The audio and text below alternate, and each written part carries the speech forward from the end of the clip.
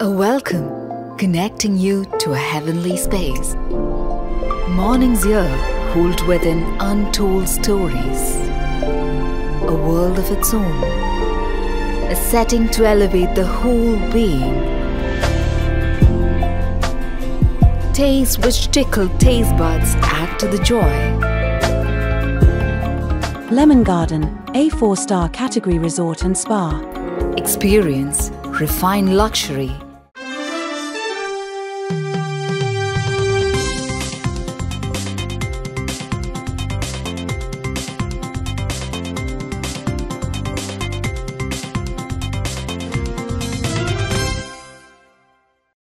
আসসালামু আলাইকুম।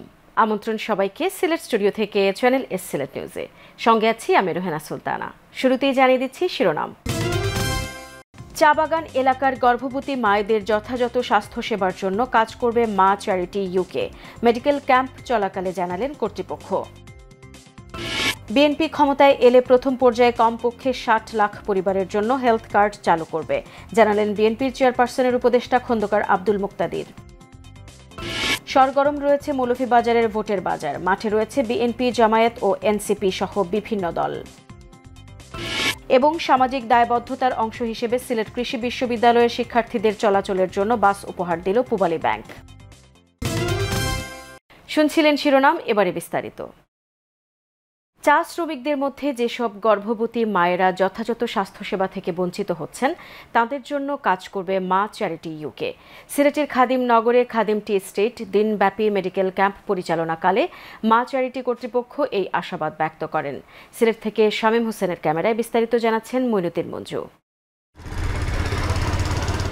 এবার সিলেট সফরকালে শহরে ও গ্রামের সুবিধাবঞ্চিত গর্ভবতী মায়েদের চিকিৎসা সেবার পাশাপাশি চা বাগান এলাকার কর্মজীবী গর্ভবতী মায়েদের জন্য মেডিকেল ক্যাম্পের আয়োজন করে মা চ্যারিটি ইউকে। ট্রিটমেন্ট এরকম দেই না তো এখানে, এই যে এখানে প্রথম ট্রিটমেন্ট পাচ্ছি আমরা। খুব ভালো লাগে, কারণ এই একটা সেবা পাওয়া আসলে আমরা ভাগ্যের বিষয়, কারণ সব জায়গায় তো এরকম সুবিধা পাওয়া যায় না। খাদিম টি স্টেটে আয়োজিত এই ক্যাম্পে গরিব অসহায় মায়েদের চিকিৎসা সেবা দিতে পেরে ইংল্যান্ড ও আমেরিকার বাংলাদেশি বংশোদ্ভূত মেডিকেল সেক্টরের তরুণ তরুণীরা নিজেদের তৃপ্তিদায়ক অনুভূতি প্রকাশ করলেন। This is like one of the massive opportunities that we don't really get up north, and I'm very big on giving back to your community. So if you can, you should always come back to your roots and take care of the people that once took care of you. My mum is from Sylhet and my dad is also from Sylhet. This is my first time ever doing any charity work, and so I think it's very good for me to come back to Bangladesh to obviously give back to the community and where I'm from. I would say the biggest reflection I have from being in the health camps is seeing how grateful and determined these mothers are. ভালোভাবে treatment পায় না, so এখানে আসে অনেক fulfil লাগতেছে যে ওদেরকে দিতে পারতেছি যেটা সবারই দরকার। সব মিলিয়ে এবারের সফরে 586 জন গর্ভবতী মায়েদের চিকিৎসা সেবা দেওয়া হয়েছে। এই তথ্য উল্লেখ করে মা চ্যারিটির চেয়ারম্যান ডাক্তার আকিল জায়গিদার সহ সংশ্লিষ্ট সকলেই জানালেন তারা ভবিষ্যতেও চা বাগানে কর্মরত গর্ভবতী মায়েদের চিকিৎসা সেবা অব্যাহত রাখবেন।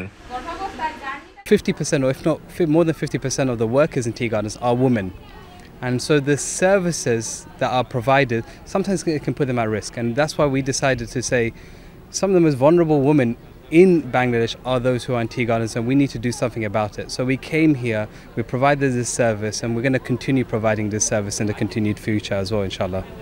It's incredible. I feel like I've really been thrown into something that I never would have had a chance to be able to see. I used to come to Bangladesh as a child quite often and I never got to see this side. এবারের ক্যাম্পে প্রেসক্রিপশনের পাশাপাশি বিনামূল্যে ultrasound পরীক্ষা সহ গর্ভবতী মায়েদের যাবতীয় পরীক্ষা, স্যানিটারি সরঞ্জাম সহ ওষুধপত্র বিনামূল্যে দেওয়া হয়। Mainuddin Manju, channel S news, Sylhet. আগামীতে বিএনপি ক্ষমতায় এলে প্রথম পর্যায়ে কমপক্ষে ৬০ লাখ পরিবারের জন্য হেলথ কার্ড চালু করবে বলে মন্তব্য করেছেন বিএনপি চেয়ারপারসনের উপদেষ্টা খন্দকার আব্দুল মুক্তাদির। তিনি নগরীর দাঁড়িয়াপাড়াস্থ রসময় মেমোরিয়াল স্কুলে সিলেট সিটি কর্পোরেশনের ২ নম্বর ওয়ার্ড বিএনপির উদ্যোগে ফ্রি ডেন্টাল ক্যাম্পে প্রধান অতিথির বক্তব্যে এসব কথা বলেন। তিনি বলেন, বিএনপি ক্ষমতায় এলে কমপক্ষে ৬০ লক্ষ পরিবারকে হেলথ কার্ড প্রদানের পরিকল্পনা করছে। এই হেলথ কার্ডের মাধ্যমে সুবিধাবঞ্চিত পরিবারগুলোকে সরকারি হাসপাতালে বিনামূল্যে চিকিৎসা সেবা প্রদান করা হবে। এই হেলথ কার্ড প্রদানের মূল উদ্দেশ্য হল দরিদ্র ও সুবিধাবঞ্চিত মানুষের স্বাস্থ্য সেবা নিশ্চিত করা। ২ নম্বর ওয়ার্ড বিএনপির সভাপতি জাকির হোসেন মজুমদারের সভাপতিত্বে ও সাধারণ সম্পাদক রাসেল মামুন ইবনে রাজ্জাকের পরিচালনায় প্রধান বক্তার বক্তব্যে Sylhet MAG Usmani medical college হাসপাতালের অধ্যক্ষ ডাক্তার জিয়াউর রহমান চৌধুরী বলেন, মানসম্পন্ন স্বাস্থ্যসেবা নিশ্চিত করতে পরিকল্পনা অনুসারে কাজ করছি আমরা। স্বাস্থ্যসেবা দেশের জনগণের অন্যতম মৌলিক অধিকার। সেই অনুসারে দেশের মানুষের প্রত্যাশা পূরণে কাজ চলমান। অনুষ্ঠানে বিশেষ অতিথির বক্তব্য রাখেন মহানগর বিএনপির সাধারণ সম্পাদক Imdad Hossain Chowdhury, Sylhet MAG Usmani medical college হাসপাতালের সহকারী অধ্যাপক ডাক্তার মোহাম্মদ সোয়াইব আহমদ, সহকারী অধ্যাপক মোহাম্মদ ওমর ফারুক। শুরুতে আয়োজকদের মধ্য থেকে স্বাগত বক্তব্য রাখেন ডাক্তার আনোয়ার সাদাত সাইরাস হাজারি, ১৬ নম্বর ওয়ার্ড বিএনপির সাধারণ সম্পাদক রুম্মান আহমদ ও মহানগর স্বেচ্ছাসেবক দলের আহ্বায়ক কমিটির সদস্য ইবনে জাহান তানভীর। সিলেটের বিভাগীয় কমিশনার খান মোহাম্মদ রেজাউন নবী বলেছেন, জুলাই বিপ্লবে আমাদের তরুণরা যেভাবে ভয় না পেয়ে রাজপথে নেমেছিল তা ইতিহাসে বিরল। তাদের অদম্য সাহস ও আত্মত্যাগের মধ্য দিয়ে আমরা একটি নতুন বাংলাদেশ পেয়েছি। ২০২৪-এর জুলাইয়ে আমরা প্রমাণ করেছি ঐক্যবদ্ধ থাকলে ভয়ের প্রাচীর ভেঙে মুক্তি লাভ করা যায়। জুলাই গণ অভ্যুত্থান স্মরণে সিলেট নগরীতে নির্মিত জুলাই বিপ্লব ভিজুয়াল করিডোর স্মৃতির পথ পরিদর্শনের পূর্বে নগরীর জালালাবাদ পার্কের সামনে আয়োজিত এক অনুষ্ঠানে প্রধান অতিথির বক্তব্যে তিনি এসব কথা বলেন। সিলেটের অতিরিক্ত বিভাগীয় কমিশনার সার্বিক ও সিলেট জেলা পরিষদের প্রশাসক দেবজিৎ সিংহের সভাপতিত্বে এবং সিলেট জেলা পরিষদের প্রধান নির্বাহী কর্মকর্তা সন্দীপ কুমার সিংহের পরিচালনায় এ সময় বিশেষ অতিথি হিসেবে বক্তব্য রাখেন সিলেট সিটি কর্পোরেশনের প্রধান নির্বাহী কর্মকর্তা রেজাই রাফিন সরকার, সিলেটের জেলা প্রশাসক শের মাহবুব মুরাদ, সিলেটের পুলিশ সুপার মাহবুবুর রহমান, নির্বাহী কর্মকর্তা অনুপমা দাস, যুব উন্নয়ন অধিদপ্তরের উপপরিচালক মোহাম্মদ আব্দুর রৌফ শাহ, জেলা শিক্ষা অফিসার আবু সাইদ মোহাম্মদ আব্দুল ওয়াদুদ। ছাত্র প্রতিনিধিদের মধ্যে বক্তব্য রাখেন আয়েশা সিদ্দিকা প্রিয়া এবং ফখরুল হাসান। পরে অতিথিবৃন্দ সিলেট সিটি কর্পোরেশনের সম্মুখ ভাগের চত্বর হতে নাগরি চত্বর, সার্কিট হাউসের সম্মুখ ভাগ এবং কিন ব্রিজের উপর বিপ্লব ভিজুয়াল করিডোর স্মৃতির পথ পরিদর্শন করেন।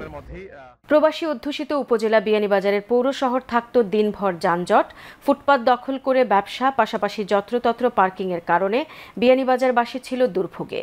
অবশেষে প্রশাসনের টনক নড়ে। ঘোষণা দিয়ে আগস্টে সেনাবাহিনী পুলিশ নিয়ে উচ্ছেদ অভিযানের নামে প্রশাসন স্বতঃস্ফূর্তভাবে পৌর শহরের মানুষ সহযোগিতা করেন। এ সময় জেলা পরিষদের পুকুর পাড় দখল করে তৈরি দোকানও উচ্ছেদ করা হয়। উপজেলা নির্বাহী কর্মকর্তা এবং প্রথম শ্রেণীর ম্যাজিস্ট্রেট গোলাম মোস্তফা মুন্না হুঁশিয়ারি দিয়ে বলেন, আগামীতে কেউ ফুটপাত দখলের চেষ্টা করলে ওয়ার্নিং ছাড়াই জরিমানা আদায় করা হবে এবং শাস্তির আওতায় নিয়ে আসা হবে। অভিযানে সহযোগিতা করেন সেনাবাহিনী ও বিয়ানীবাজার থানার ওসি আশরাফুজ্জামান সহ পুলিশ সদস্যরা। দীর্ঘদিন থেকে ভোগান্তিতে থাকা মানুষ স্বস্তিতে ফিরলেও রয়েছে আশঙ্কা। কিছুদিন পরপর দখলদাররা আবারও দখলে আসবে। এ ব্যাপারে প্রশাসক কঠোর থাকার অনুরোধ করেন সচেতন মানুষ। কোম্পানীগঞ্জের ধলাই নদীর উপরে নির্মিত দীর্ঘতম ধলাই সেতু রক্ষায় একযোগে কাজ করছেন এলাকাবাসী। সেতু রক্ষায় এলাকাবাসী মানববন্ধন ও প্রতিবাদ সভার আয়োজন করেছেন। এলাকাবাসীর আয়োজনে ধলাই সেতুর নিচ থেকে বালু উত্তোলনের প্রতিবাদে সেতুর পূর্ব পাড়ে মানববন্ধন শেষে এক প্রতিবাদ সভার আয়োজন করা হয়। পূর্ব ইসলামপুর ইউনিয়নের চেয়ারম্যান আলমগীর হোসেনের সভাপতিত্বে ও মাস্টার নিজাম উদ্দিনের সঞ্চালনায় প্রতিবাদ সভায় বক্তারা বক্তব্য রাখেন। বক্তারা বলেন, কোম্পানীগঞ্জবাসী সবসময় অবহেলিত ও বঞ্চিত, অথচ কোম্পানীগঞ্জ থেকে হাজার হাজার কোটি টাকার সম্পদ আহরণ করা হয়। সুতরাং কোম্পানীগঞ্জের উন্নয়নেও সরকারকে দ্রুত পদক্ষেপ নিতে হবে। সিলেট নিউজে নিয়ে নিচ্ছি ছোট্ট একটা বিরতি। আমাদের সঙ্গেই থাকুন। ফিরে এসে অন্যান্য খবরের সাথে আরও যা থাকছে।